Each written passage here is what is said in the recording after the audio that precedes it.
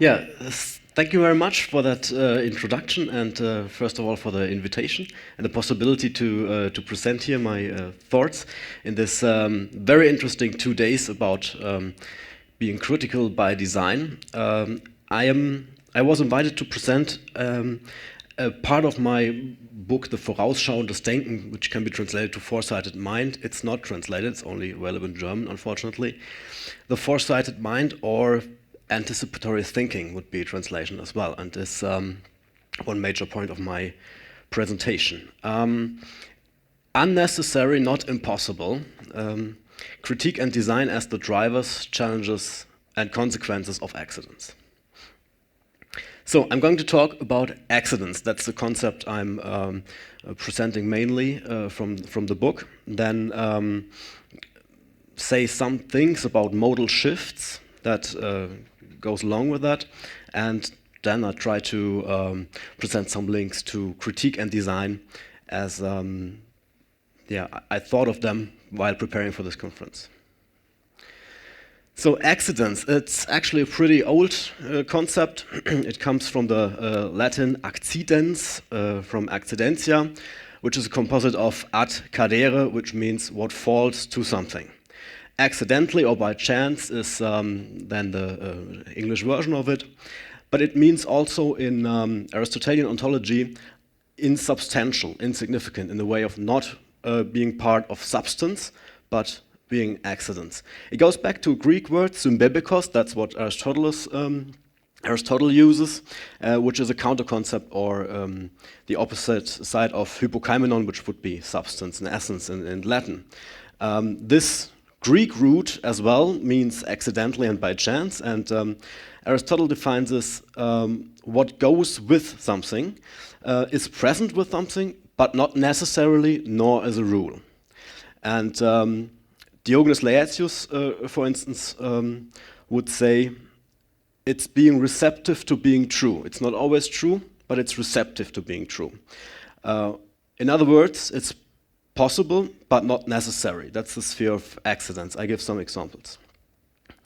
And I think several developments in history here, in history of philosophy, point to an expansion of the sphere of accidents. Very briefly, I have put together some steps of this expansion. Aristotle, as I said, distinguishes in his ontology between inalterable substances, essential attributes, and non-essential accidents. That would be an attribute of a circle would be having a radius. An accident of a circle would be being a blue circle. So it can change without changing the substance.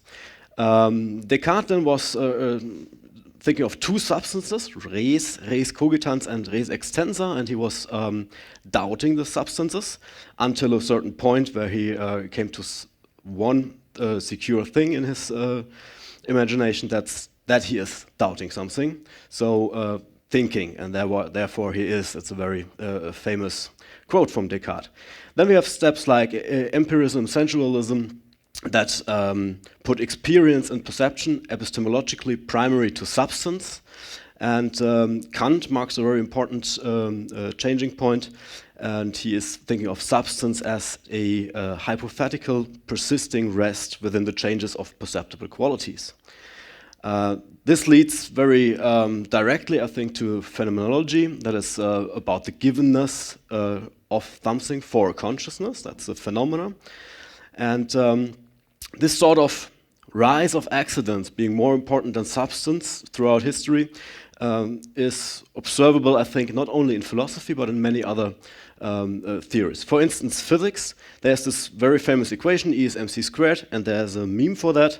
It says, you matter until you multiply yourself times the speed of light squared, then your energy. But there is, of course, this other things like radioactive decay, and by this decay, alpha decay in this case, uranium-238 decays into thorium-234. So even the matter, the substance, this material itself, is changing, is part of accidents, and not as in Aristotelian ontology thought of as eternal substances. So accidents, in short, would be all those entities that are not part of the essence or substance, but can go with it. That's the symbebikos meaning. But also symptoma. A symptoma goes with a sickness, but it's not that sickness. It means then chance and coincidence, and many more terms. I come up with other meanings. And it's not necessary, not essential, but possible, meaning not logically excluded. Hence the title of the talk, Unnecessary and Not Impossible. That's the sphere of accidents. Well, unnecessary and not impossible, that would be possible, right? So why not call it possible then and come up with that fancy or old term, accidents? Well, because accidents, as maybe as a creative technique, leads to some connections that are very interesting, I think, that is not offered by the term possible or the sphere of possible, and accidents goes far over the sphere of the possible, I'd say. And I give a quick example why. Jeffrey was talking in the first talk yesterday about rhyming, what rhymes with critical design, and maybe I'm looking here at what rhymes with accidents, but I coined it semantic family, so I was looking at similarities from concepts of a same family, and I explored this family by semantic analysis. I did a lot of those wheels. That's my way of a creative technique of exploring that semantic family. It's not supposed to be read, but in the center there's a term that's it's part of the accidents family that I'm interested in. In this case, it's the German word Zufall, so accident or chance.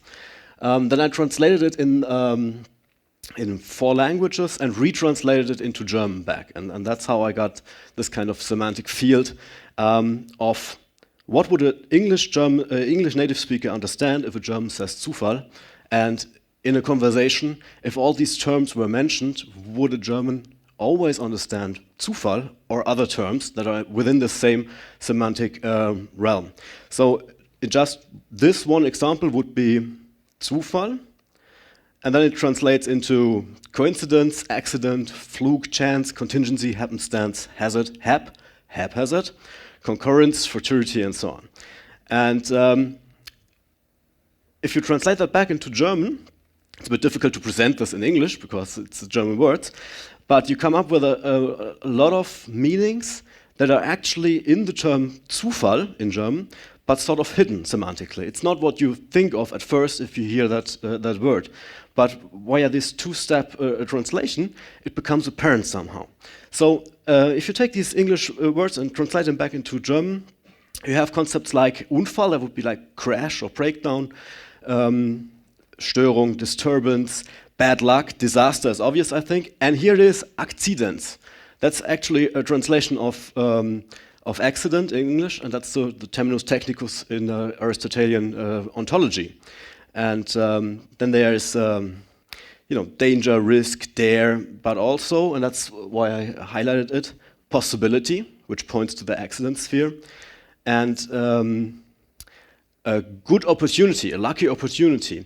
And here you see that in the German word Zufall, there's obviously some kind of normative ambiguity, because it entails somehow disaster and bad luck, but also lucky opportunity. So it depends on what falls together with what, if it's positive or negative. And these are, let's say, 2 or 3 points that come out just from this single word from the semantic field analysis, and I did it with a lot of concepts in 4 languages. And that's how I came to the accidents family, to the semantic field of what it means to be part of this accident field. So one example with a maybe relation to design, I wanted to give to show how creative this comes by thinking about that. So the word Einfall, which rhymes with Zufall, can mean a lot of things, but in English there are 2 translations. It's first an idea, and second, it's also an invasion or a raid. So if you ask in this family resemblance, what is the invasionness about an idea, and what is the creative thing, the new thing about invasion or potential, you come together that, for instance, ideas are invasive. They always are interrupting in a certain mindset or situation. And of course, in innovation research, we have this concept of invasive, disruptive innovation and the creative destruction thought. It's Schumpeter, but going back to Nietzsche, for instance. So if idea and innovation are both in the semantic field of accidents, because Einfall is a common German translation, then you can ask, what is the invasion about the idea and the idea about the invasion? And that throughout the whole entire family. Another example, I said Einfall and Zufall rhymes, and it shows a connection which is in German rather obvious because it's in the word actually. It's between erfinden and finden, which means invention and finding. So finding is in the word of invention in German. And there's this concept that is also part of the accidents family. It's serendipity, which means accidental sagacity. It's a pleasant surprise, happy accident. So an invention, a serendipity invention would be penicillin or Post-its. It's just invention gone bad, and then the accident that went wrong is recognized as something very useful, and that's how it got inventive. And but the penicillium and Post-it, they weren't looked for while trying to invent something else. Serendipity, the word, goes back to a Persian fairy tale, actually. It's the three princes of Serendip. And they keep on discovering things by accident, but with sagacity. And this combination is quite interesting, I think. Because it's not only enough to discover something, you have to be smart enough to see it as something valuable. Aristotle has a quite famous example about someone who finds a treasure while digging a hole to plant a plant. And he says this happens by accident because it's not necessarily the case, nor the rule, that someone finds a treasure while digging a hole. But now, the treasure is quite obvious, but for instance, my brother is an archaeologist, and he is finding all sorts of valuable things in the dirt that for me look like dirt. So there is a competence, a skill to identify treasure in the dirt. And that's the part of the sagacity. To find something, there has to be some luck, some accident, but some smartness and skill to identify the treasure in the dirt. And you could say it's then separating, it's an act of separation, it's sieving or sifting dirt from treasure. I underlined it because it's, I come back to that in the next slide. And maybe for a connection to design, which is, I think, not so innovative, accidents-aware design, so this design that makes use of this accidents family resemblance, could be seen as, in this very specific case, as serendipity design, and that would be finding forms that were not searched, but judging them treasure-ish, thus inventing their potential use. It's making happy accidents possible. And I underlined judging. So sieving and judging are two basic functions, I think, that are already come to mind by in serendipity. Now some remarks on critique and design. I'm not intending on beating that horse here and trying to explain what design might be in a room full of designers, because I'm a philosopher. So I make this very quick. I'm just pointing out to some basic meanings that I think of as important in my context. So critique. It comes from criticalbydesign, so every word that has this kind of "ik" ending, like erotic, ethic, logic, mathematic, and so on, comes from this composition of being an art of something. In this case, the art of separating, criticalbydesign. A critic is one who passes a judgment, so it's a judging act, and it goes back, you can tell from the QUE to French, back to Latin, the criticus, which is a judge, the Greek kritikos, that's someone who is able to make judgments, so it's a skill. Back to Greek krinein, the verb that's separating, deciding. And back again to Proto-Indo-European krei, which means to sieve, discriminate, to distinguish. And so to criticize would be to sieve something, to separate one thing from another, treasure from dirt, good from bad, however this normative position comes into play. And as I want to look at it in this talk as modal critique, I come to it in a minute, it would be sieving, distinguishing possible from impossible, necessary from unnecessary, or alterable from inalterable. Or it means, to criticize means to judge the alterable as inadequate, but at the same time to do so, it's necessary to presuppose that there are different, supposedly better alternatives. It makes no sense to criticize something that you're convinced of that there is no possible alternative. Come to that in a minute. Then design, very quickly, as I said, it's for me two things. It's a process and a result. As a process, design is a general plan or intention that someone has in their mind, so it's an idea. When they are doing something, it's something practical. And the result would be the intentionally fixed form of something, the way in which it has been planned or made. And it comes again from Latin designare, to mark out, to devise, to choose, again the separation and deciding, to designate and appoint, from designare, to mark out. I put that here because it's closely related to signum, which is an identifying mark, formerly known as coat of arms, nowadays logo. So I would like to go into a little bit more detail of the modal domains that I'm talking about. So actually there is the sphere of impossible, the sphere of the possible, and of the necessary. And I've already divided the possible into two subcategories of the hypothetically possible and the actually possible. So the impossible, that would be something logically contradictory, for instance, a round triangle. That's impossible.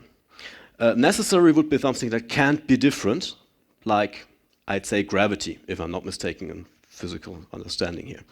And the possible is this large sphere in between that can be different and is not impossible and not necessary. So the sphere of the actually possible and necessary are or can be actual, whereas the hypothetically possible and impossible are not actual. Or the sphere of the possible is possible in the sense of being contingent, or with Diogenes, receptive to being true. And everything except the impossible would be possible in the sense of logically consistent, like not a round triangle. And then the impossible is not receptive to being true, and the necessary is not receptive to being false. So that for an orientation in the modal domains that I think of here. So the sphere of the possible is the most interesting, I'd say. Why is that? Because it's the sphere of the alterable. Neither the impossible nor the necessary can be different than they are. And what is interesting for us as acting people, and especially designers, is the alterable, of course.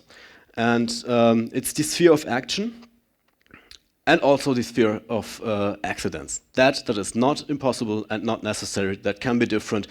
That's the sphere that we're acting in, that we can influence, and it's as well the sphere of law and ethics and so on. It makes absolutely no sense to punish someone for something that is necessary or impossible.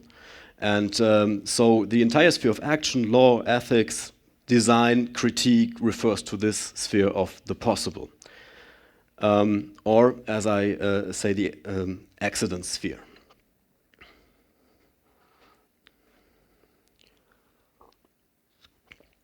As I mentioned before, I think that this accident sphere is expanding, at least until now. And that means, in another graphic, that entities that were judged before as impossible or necessary become possible. So they're migrating the modal spheres, the modal domains, into the possible. And there are three things to keep in mind with this idea that the ontological versus the epistemological level is to be separated here. So what we think of as impossible is not what is actually impossible, and this difference is always changing. It's somehow the ontological and epistemological level are somehow sliding against each other, and we ought to keep them sliding. I'm not thinking that we can match them ever. That would be finding eternal truth, and that's a thing it's not possible, I think. And how these slides are interchanged is time-specific pretty much. So what we think of impossible as today might be possible tomorrow or the other way around.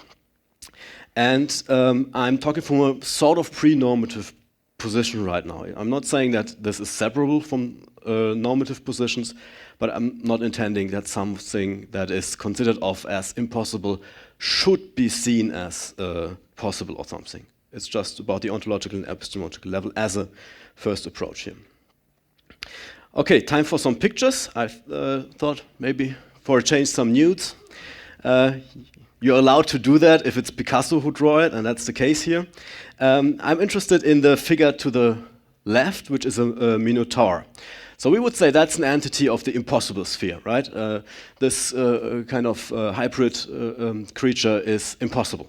We would say we cannot meet such a creature in reality. So the accidence expansion in this case would mean, well, at least it could become hypothetically possible to meet a minotaur. Is that possible? Well, in 2008 there was this Human Fertilization and Embryology Act in the British Parliament, and Chapter 22 allows research on human bovine embryos. That's minotaur material, I'd say.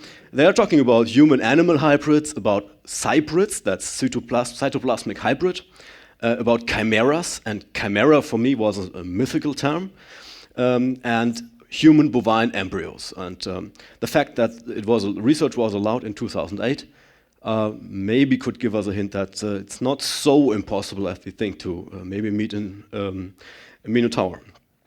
We heard about the virginity fetish yesterday, and here's the thing: this coat of arms is from the UK, and there's the unicorn to the right. And if you look closely, it's chained. There's a chain; it's chaining it down, and that's because it was considered quite dangerous, and it had to be chained because it could only be tamed by a virgin such as this one.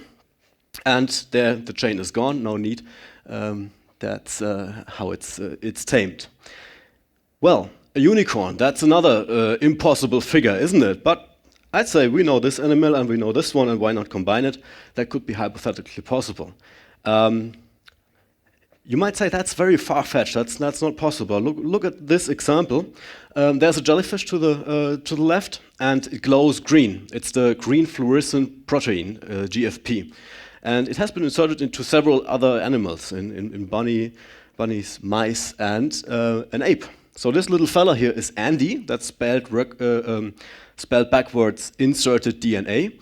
And it's actually an ape with this GFP protein inserted, and here you see this glowing capacity under certain circumstances. So if we have a jellyfish ape, why not a narwhal, horse, and a unicorn? So all these things, I'd say, a jellyfish ape, unicorn, and a minotaur, they would have been considered for quite a long time very impossible. But in these examples, I think they at least become hypothetically possible, if not actually possible. I'm not a biologist, it's to judge by others. And this could maybe hint that this the main driver for accidence expansion is technology, because in this case it's biology and genomics and stuff.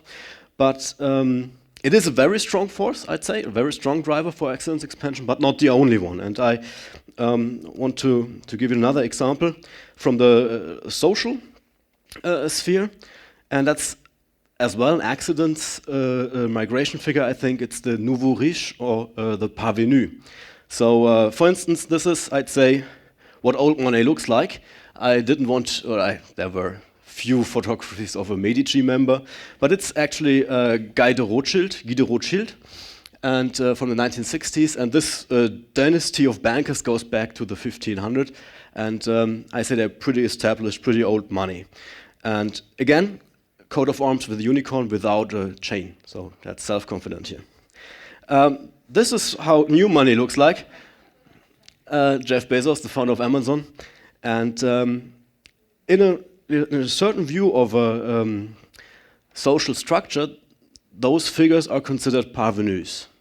So they were changing their place in society that formerly would have been impossible. So in medieval French, the root of gentleman, the gentilhomme, was a term that referred to nobleman.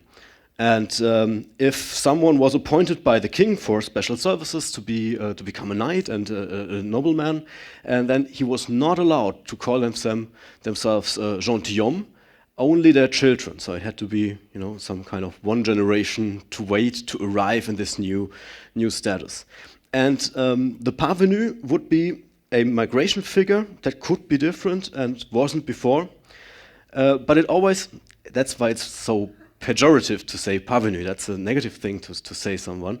It always shows that they're coming from somewhere else. It's not really arrived. And in this context, maybe the point that tomorrow the Prince Harry is marrying an American actress, that's some sort of social mobility that maybe some time ago would have been considered impossible. So not only technology, but also social dynamics are expanding the accident sphere, in my view. So there are, I'd say, two different sorts of accidents expansion, a theoretical and a practical one. And the theoretical would be that that I showed with Aristotle 2 is mc squared. So that means things are theoretically made, hypothetically possible, like an interplanetary particle accelerator, for instance. We have one in CERN, and we could build one for even a very large scale. That's hypothetically possible. We don't have the resources, the money, and it's rather expensive, so we don't. But we can think of it. It's not a round triangle. And there's the practical accidents expansion. So things that are technically made actually possible, like the Pyrenean ibex, that's a goat that was extincted. And in 2003, it was de-extincted and lived for several months. So that's, I think, something to de-extinct extincted animals that was considered quite impossible some time ago. And if this works with the goat, why not with the unicorn? And as I said, besides the technically, there are other forces like political or socially made, hypothetically and actually possible.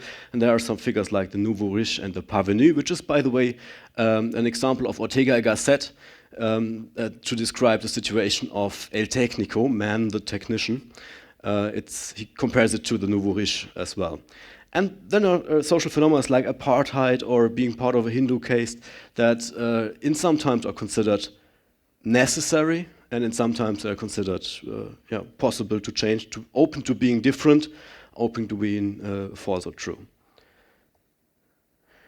Okay, that's the direction of accidents expansion, right? And if that's all of the dynamic, then we are heading to some limit of this accidents expansion, and that would be to say the necessary and the impossible. So these two outer spheres, there are mere latent possibilities. So everything that's there, sooner or later, becomes possible by technology, by social change, by everything. Or it's to say the inalterable is latent alterability. So if we cannot change something, it's just because we cannot do it yet. And it would say everything is always possible at the extreme. Everything that is could be different. And that would be the Tintina. There is no alternative. And that would mean an increased and maximized future openness. But that's not the case, I'd say. I hate to drop such a rather heavy philosophical aspect on half a slide, but I sort of counted on Peter Paul to introduce you to technical mediation and technology as a medium, so you're prepared for this short aspect in short. So there is this tendency in philosophy to that's called a medial turn in philosophy, and it says basically that technology is a medium, and that is a space of possibility that is open to fixing or to formation or to design efforts. So in that instance, a house is a means for shelter against rain and weather, but it's a medium for living and thus structuring possibilities for living, opening possibilities for living, but at the same time closing possibilities for farming at the same space, for instance. And technology, in the original sense of techne in the Greek, weaves, so it combines in a fixed way, weaves together several aspects. Things and materials, so you could call that real technology, symbols, you could call that intellectual technology, and as well practices and executions, so that would be social technology. So as a medium, there's a potential for several weavings of these aspects, and it's open for actual combinations and being fixed. So in that example, architecture as a real technology, as putting concrete and wood in a certain form in space, designs the space of possibility and sieves forms of living. That would be social technology. So it enables certain forms and makes other forms impossible. So a medium, and technology is seen as a medium here, is a sphere that is being receptive to certain formations being true, and other formations being false. That's structuring a possibility space. That's what a medium does and what technology does. So the extreme of the accidents expansion, everything is always possible. Can that be true?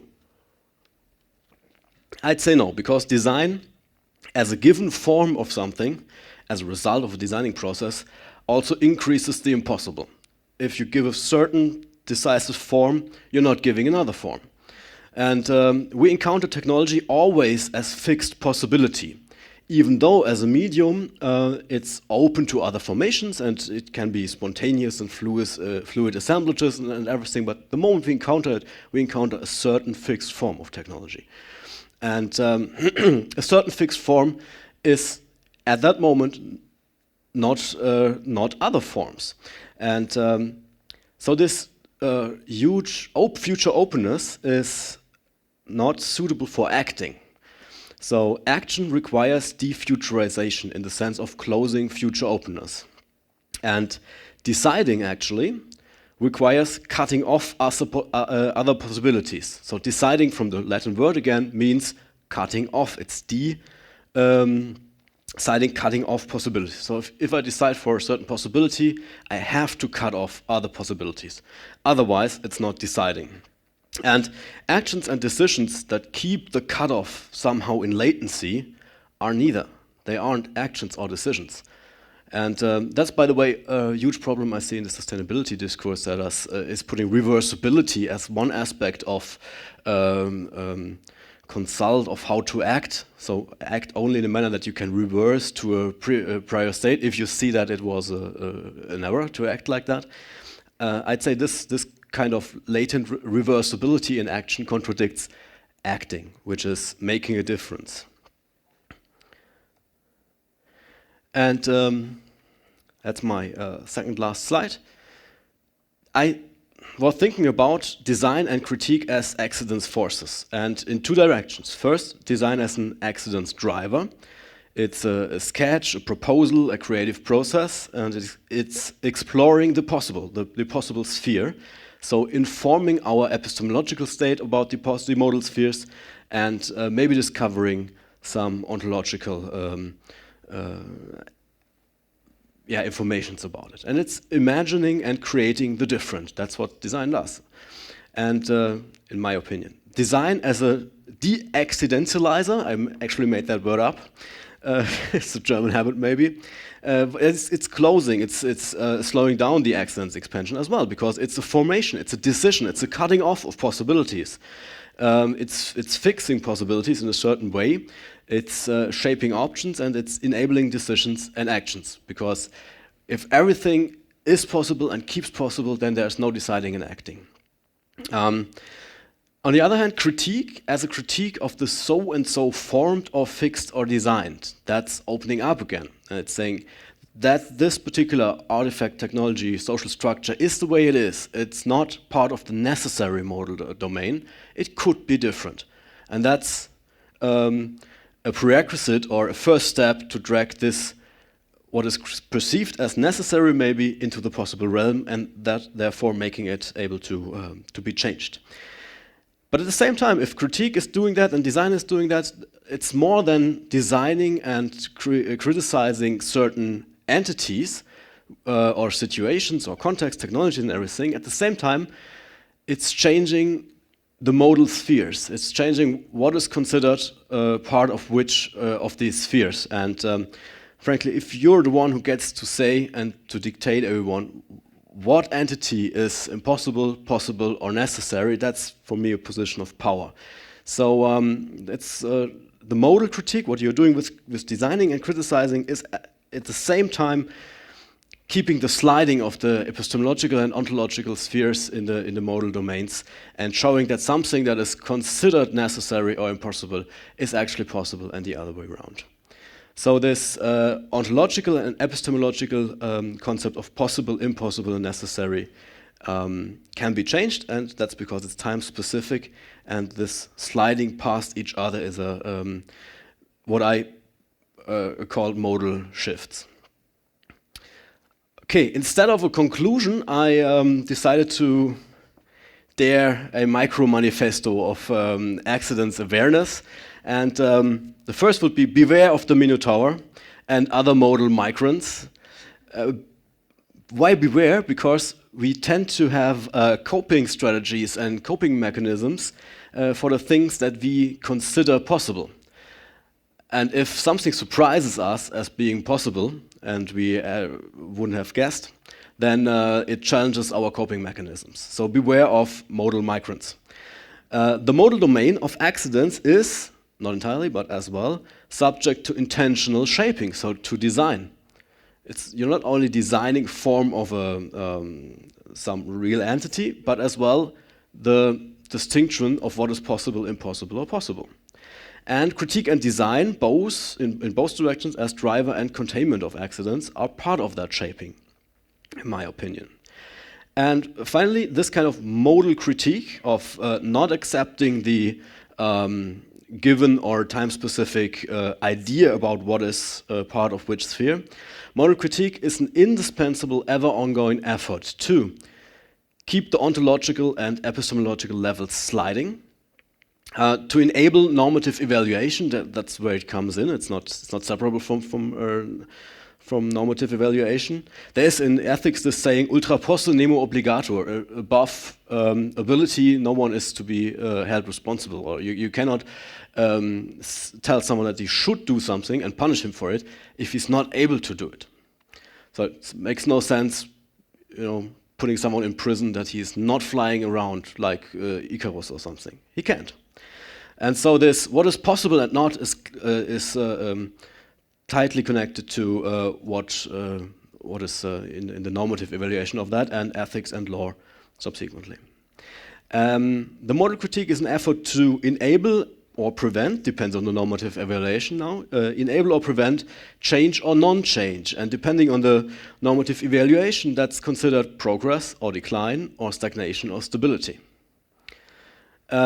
It's an effort to inform law, politics, and ethics, and prevent dogma and fundamentalism, because a dogma would not be open to modal shifts.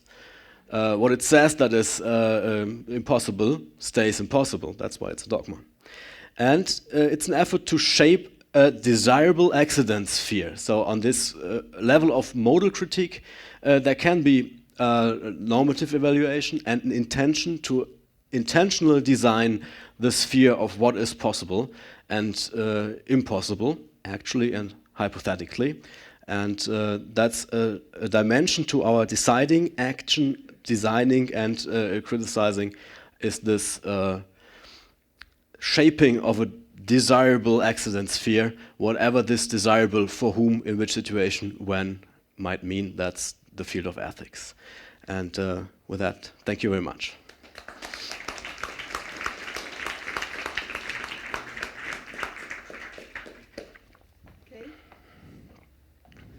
Thank you very much for this very inspiring and also very entertaining presentation. So I was, as a design historian, I was very much thinking about discussions that in design were present in the 1960s and 70s. So Herbert Simon, who also was developing a model logic for design, or Horst Rittel, who was very much not only occupied with wicked problems, but also with Sachzwänge. Also a word I learned that you cannot translate into English as Sachzwang, which is maybe the necessity.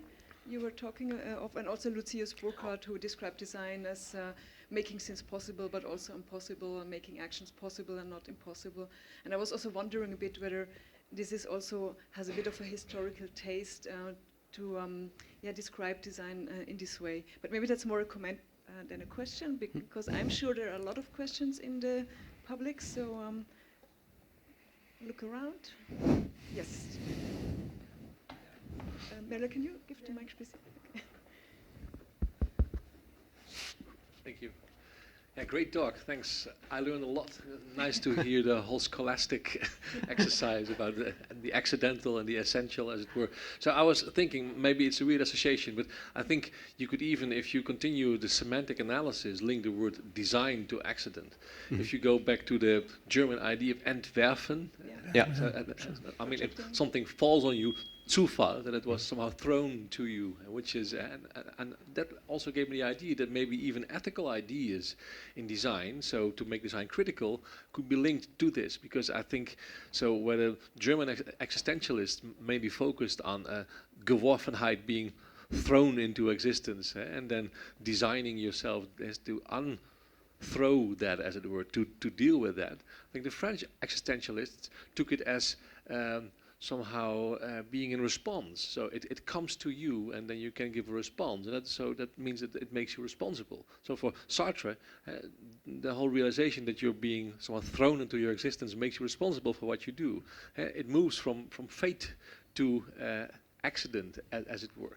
So maybe even on that level, it's maybe also a bit of a scholastic comment, but you could link ethics and also critics to design and accident. Yeah, absolutely. The concept of the thrownness, that would be the impossible to change or necessary part of your biography, right? Yeah. The fact that I'm born in this time from those parents or born at all and everything, that's not up to me and nor changeable. I cannot choose to be a Napoleonian soldier or something. So there's this restricting sort of giving the limits of my possibility space. That's the thrownness. But what I do with this possibility space, that's my space. That's my responsibility. Yeah. And it links accidents links actually to ethical terms and to design to Entwurf, and that pretty much I did that in my book. Oh, really? And it works. There is it offers a solution to this. How am I responsible? And how can I make sense out of this as being possible? And it's my decision if it's this or that, apart from the thrownness. It's because accident is closely linked to narration. Because quod accidit in Latin means what happens, what is going on in a story. And a narration is actually a composition, a combination of accidents. So an event and the eventfulness of an event is defined by surprise. It's something unusual that interrupts into a situation. You know, a proto-narration would be a stranger came into town. Then the town is the situation, and the event that interrupts, that is disruptive, is that a stranger is coming into it.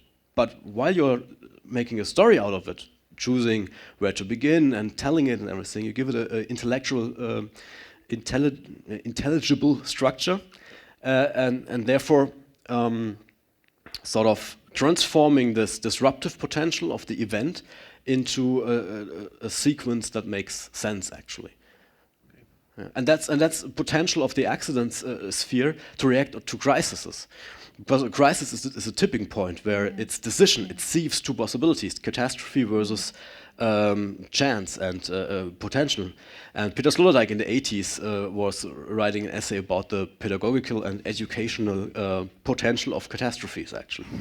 And so with this sort of combining, of making sense with narration in the accidents sphere, it's pretty much helping, I'd say, resilience, if you want, but a sort of resilience that enables you to change. Not radically, to disrupt your identity, but to go from one stage to another in a sensible way. Ludwig was first, and then Ludwig was for the first question. You know the cone of futures from future studies very well, I guess. It was a very helpful contribution that you discussed the modal terms which are used in this diagram a lot, and you know it was popularized in speculative design a lot, and it's being used a lot, just as in future studies and consulting. The preferable is usually the aspect that is most discussed in speculative design and future studies. You did not say a lot about the preferable, only in the very last sentence, I guess. The desirable, which probably is the synonymous with the preferable. I was wondering if your modal critique could expand to that, or if there's a reason why this moral, ethically discussion of what we want and how we negotiate that did not find place in your presentation today. And if you know Meinong's jungle. So what was that? Meinong's jungle, the taxonomy of possible and impossible things, an Austrian philosopher. Yeah. I'm saying that because, okay, you don't look like you know that, no, but we should talk about that at a later point. Then there's a video by Dan and Rabi, who have been mentioned so often. They conceptualized that video. Somebody did the 3D animations, and it's a visualization of a taxonomy of possible and impossible and so on things, which is quite interesting. But then just the question for the preferable. Yeah, it's actually the arena of ethical debate. What is preferable, desirable, because it depends on for whom, in which situation and context, and what interests and so on. It has to be discussed, and there are always, and that's the ethical debate about it. There are always contradictory claims to that. So in this sort of pseudo-ontological framework, you cannot integrate this kind of desirability or preferability as a stage. But one thing is clear that comes from that it has to be placed in the possible space, right? There's no need for desirability discussions if something is impossible. Yeah, you could say, well, I'd like gravity to cease. It's so heavy, everything. So I'd like to live without gravity. That doesn't make sense. And it actually, in future studies, it's a huge part of the work is in this future cone that you mentioned, to find out what is actually possible and impossible, and where the arena is to make choices, to be able to decide between possibilities, and then the fighting starts. What is desirable for whom and when, and so on. Okay, we have time for a last direct question to you, and then I would, after that, I would like to invite Anna-Marie to come to the panel. So, but first, the question, it's over there. Do you have a mic? Okay. Okay, thank you.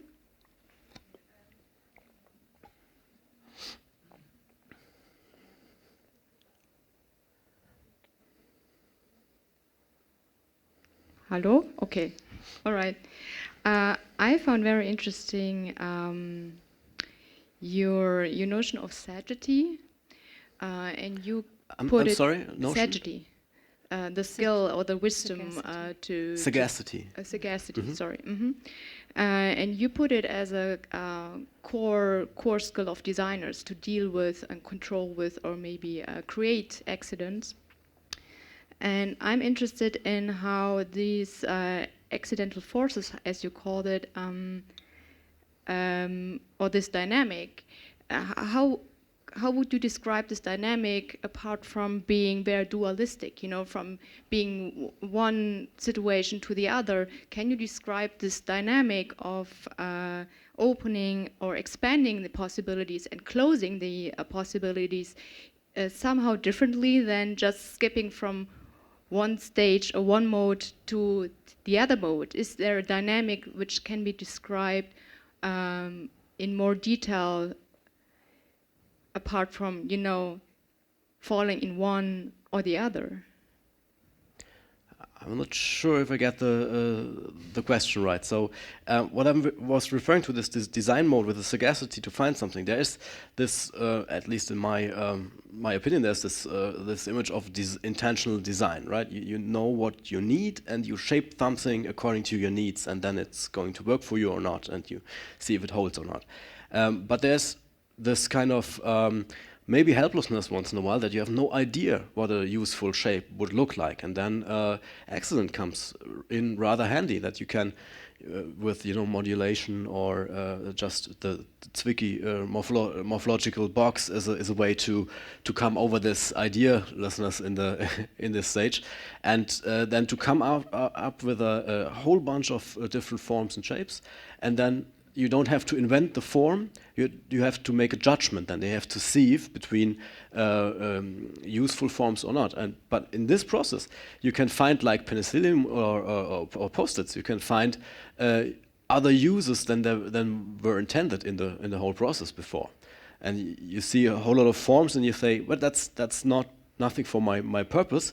But I could actually use it for another thing, and that's actually a process that is very often at the source of innovation and inventions, like that. And it's for design, as I said, an accidents-aware design, so serendipity design, that would be actively fostering this dynamic and trying to make use of it, and not to design a certain form, but to design a space of possibilities where these forms can come up and then choose and modify. But that's done. That's what designers do. Yeah.